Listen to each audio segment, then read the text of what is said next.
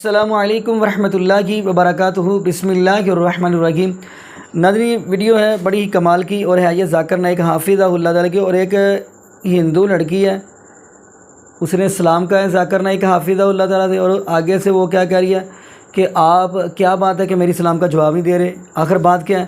تو آئیے ناظرین وہ ہم اس لڑکی کی گفتگو سنتے ہیں، اور ساتھ ہی ہم آپ کو ذاکر نائک حافظہ اللہ تعالیٰ کی بھی گفتگو سنائیں گے، اور آخر ناظرین وہ عورت نے کہ لڑکی نے کیا سوال کیا ذاکر نائک حافظہ اللہ تعالیٰ سے وہ بھی ہم سنتے ہیں۔ تو آئیے ناظرین مل کے ویڈیو ہم دیکھتے ہیں۔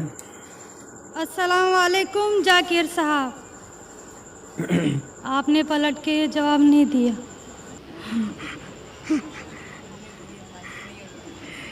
جی، میرا نام رینوکا ہے۔ وعلیکم السلام ورحمۃ اللہ وبرکاتہ۔ جی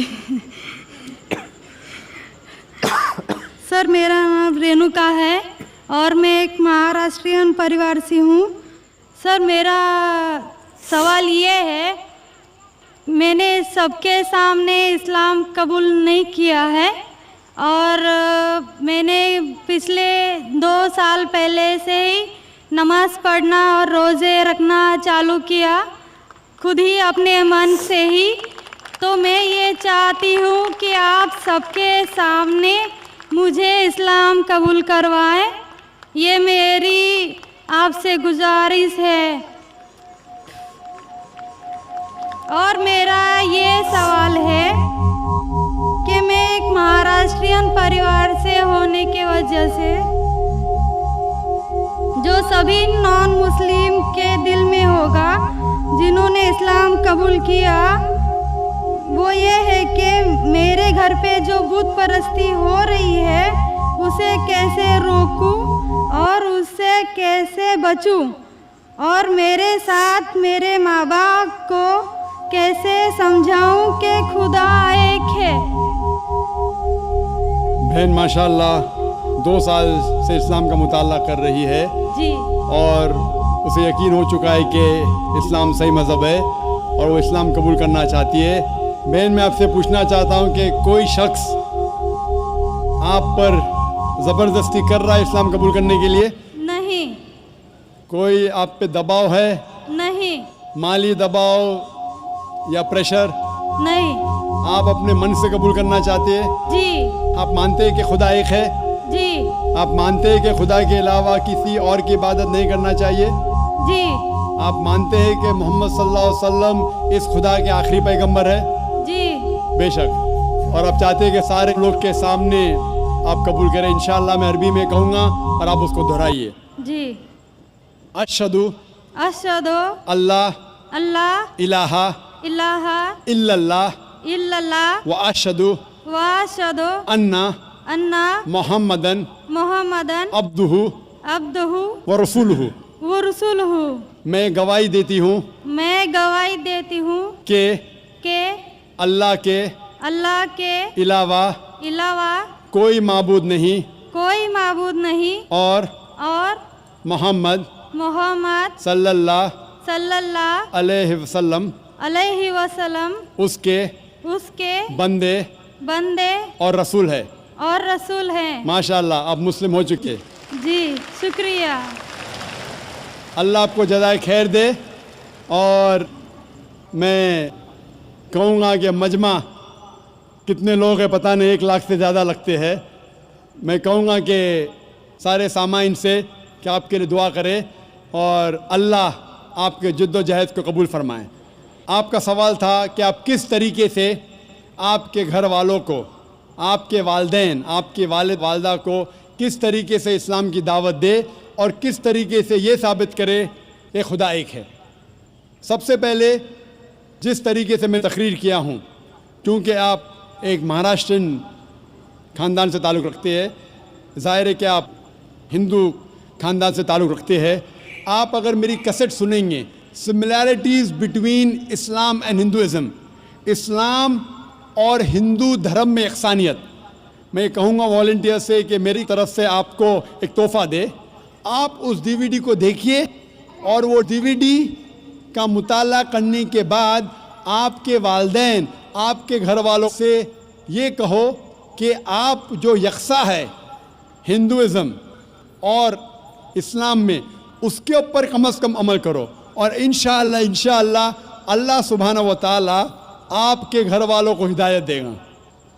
میری یہ آپ سے التجا ہے کہ آپ جب اسلام قبول کرتی ہے اس کے بعد آپ کے گھر والوں کو احساس دلاؤ کہ آپ اور بہتر انسان بن چکی ہے۔ اگر آپ جو کچھ آپ کے والدین کہتے ہیں آپ ان کی ساری باتوں پہ عمل کرو، صرف وہ بات جو اللہ اور اللہ کے رسول کے خلاف ہے، جو قرآن اور صحیح حدیث کے خلاف ہے، اس کے علاوہ جو بھی باتیں، جو بھی حکم آپ کے والدین آپ سے کرتے ہیں آپ اس کا پالن کرو۔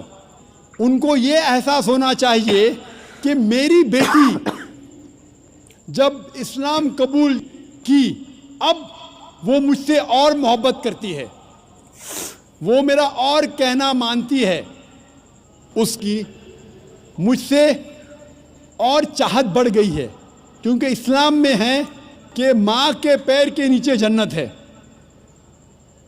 اسی لیے آپ کو یہ احساس دلانا پڑے گا کہ آپ ان کی اور اچھی بیٹی ہے۔